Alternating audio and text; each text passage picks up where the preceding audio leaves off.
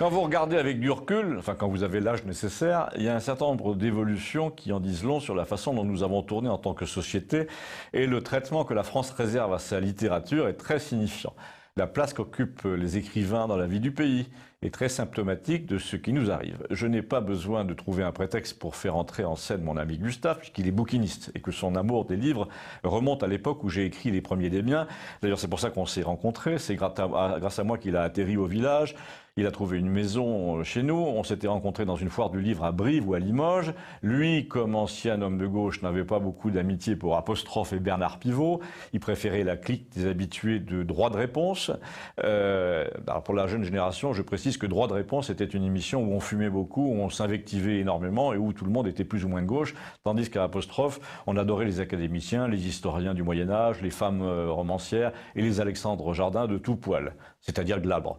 Et en tout cas, ce que m'a fait observer Gustave, c'est qu'on voit très bien à travers le destin de ces émissions et de leurs suivantes, de plus en plus aseptisées, deux choses. Jusqu'en 95 environ, la littérature a occupé une place centrale dans la vie du pays, comme elle l'avait fait depuis 3 ou 4 siècles, parce que la France était une famille, et que sur les plateaux, on voyait, comme dans une famille, s'exprimer différentes sensibilités, les allusions à une histoire commune, les susceptibilités aussi, mais le tout dans une espèce de généalogie de l'esprit qui signifiait, dès les premiers mots, qu'on était en France, entre soi. Il y avait un ADN de l'esprit français qui était assez reconnaissable.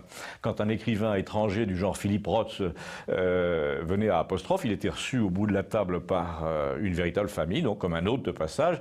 Il y avait un foyer identifiable. D'ailleurs, l'émission elle-même, immuable dans son décor, était identifiable comme un salon familial.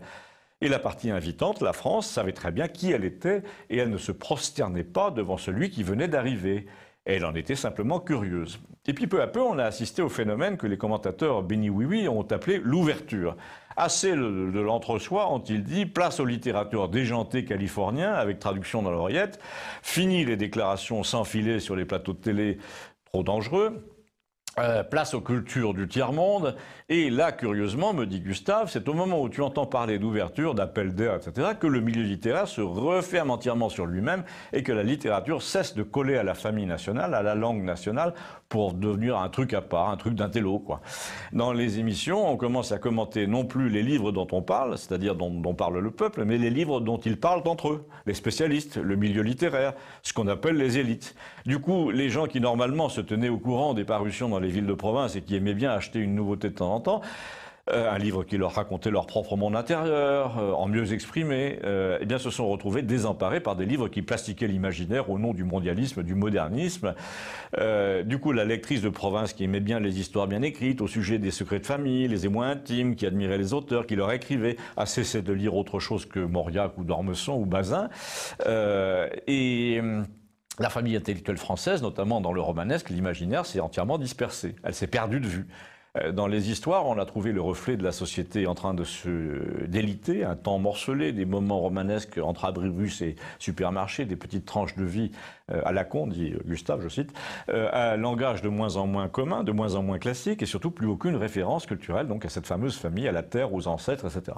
Du coup, les gens qui continuent à partager ce besoin ont déserté le rayon nouveauté des librairies, et même les librairies elles-mêmes, ils ont préservé l'esprit de famille hors du foyer. Le foyer n'existe plus, il y a une poignée de parutions dont on parle chaque année, mais c'est 2 fois par an, alors que du temps d'Apostrophe, c'était 1 fois par semaine.